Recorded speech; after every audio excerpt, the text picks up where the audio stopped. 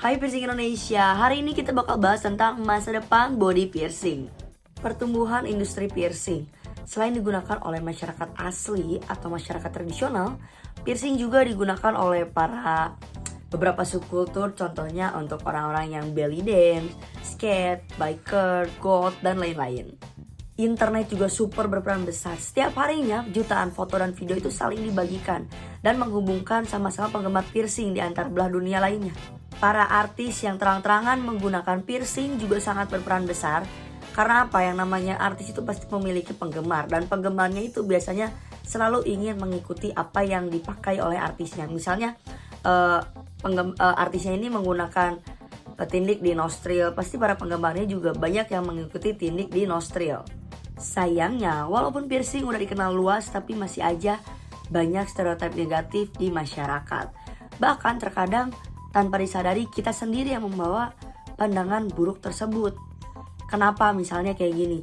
Misalnya ada orang yang lihat-lihat sama kita, mungkin karena mereka menganggapnya aneh gitu ya, lihatnya mungkin nggak umum. Terus kita dengan menanggapinya dengan kurang baik atau kurang bijak atau kurang dewasa. Itu sangat salah sekali. Karena mungkin mereka jadi berpikirnya, wah bener kan yang pakai piercing atau tatoan itu agresif. Coba lain kali mungkin walaupun tidak kurang nyaman dilihatin atau mungkin ditanya terus kayak sakit gak sih digituin, coba belajar kita semua untuk menanggapinya lebih dewasa dan juga lebih bijak. Kalau kita ingin dihargai, kita sebagai piercer dan juga piercer haruslah menunjukkan kepada orang di sekitar kita kalau kita ini memang sama-sama manusia, sama kayak orang-orang lainnya. Hanya aja bedanya kita ini sedikit lebih mewah dan juga lebih banyak lubang pada tubuh kita. Satu keuntungan besar dari karakteristik masyarakat modern ini, kita punya banyak cara untuk bisa diterima, untuk bisa memilih cara dan gaya hidup kita. Misalnya laki-laki lebih memilih stay at home, jadi ayah yang selalu tinggal di rumah untuk anak-anaknya, itu bisa kalau sekarang. Atau perempuan yang lebih memilih karir daripada diam di rumah, daripada mengurus anak, itu juga bisa. Bahkan kamu bisa memilih gaya hidup kamu, mau itu BDSM, mau itu vegan, mau itu rave, itu bisa. Bahkan kamu misalnya nyaman dengan menyedot lemak tubuh kamu, atau misalnya kamu nyaman dengan menyuntikkan racun botulisme ke wajah kamu, itu juga udah dianggap standar praktik kecantikan. Jadi udah bukan hal yang sulit untuk bisa menerima adanya tindikan, entah itu di wajah, itu di alis, itu di hidung, ataupun di pusar kalian. Itu bukan hal yang mungkin dianggap sulit. Body piercing itu udah jadi bagian dari dunia kita selama ribuan tahun. Jadi sangat tidak mungkin kalau itu bisa lenyap. Maka semua orang sekarang punya pilihan untuk bisa menentukan apakah dirinya mau di piercing ataupun tidak. Itu tergantung individu masing-masing. Aku bakal bacain lampiran dari deklarasi hak-hak piercing. Setiap orang yang ditindik itu memiliki hak untuk ditindik di lingkungan yang higienis oleh penindik yang bersih, cermat, dan juga bijaksana dengan memakai sepasang sarung tangan medis sekali pakai.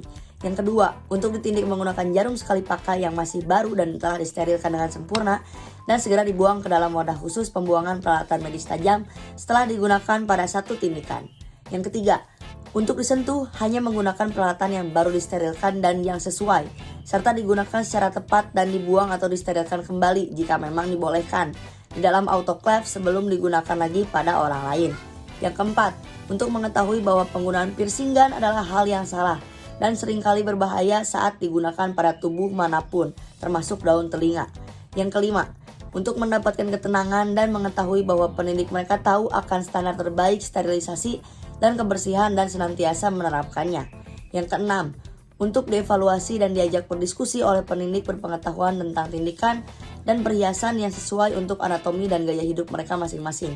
Yang ketujuh, untuk mendapatkan informasi lengkap tentang segala resiko dan kemungkinan komplikasi dari jenis pendidikan yang mereka pilih sebelum mengambil keputusan apapun. Yang kedelapan, untuk mencari dan mendapatkan opini tambahan dari pendidik lain, baik dari studio yang sama ataupun studio lain. Yang kesembilan, untuk memperoleh tindikan awal dilengkapi perhiasan dengan ukuran, bahan, desain, dan konstruksi yang pas guna mempercepat penyembuhan. Perhiasan berlapis emas yang mengandung emas atau dengan perak murni tidak akan pernah cocok untuk tindikan baru atau yang belum sembuh.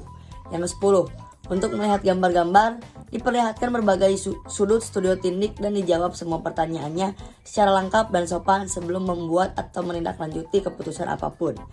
Yang ke-11, untuk mendapatkan informasi lengkap tentang perawatan yang tepat pasca pendidikan, baik secara lisan maupun secara tulisan, serta diberi akses berkelanjutan ke pendidik untuk mendapatkan bantuan selama proses penyembuhan. Yang ke-12, untuk diperlakukan secara rasa hormat, kepekaan dan pengetahuan tanpa memandang jenis kelamin, orientasi seksual, ras, agama, etnis, kemampuan, status kesehatan, atau pilihan tindikan. Dan yang ke-13, untuk berubah pikiran, menghentikan prosedur, dan meninggalkan studi tindik kapan saja jika merasakan situasi yang tidak nyaman atau tidak pantas.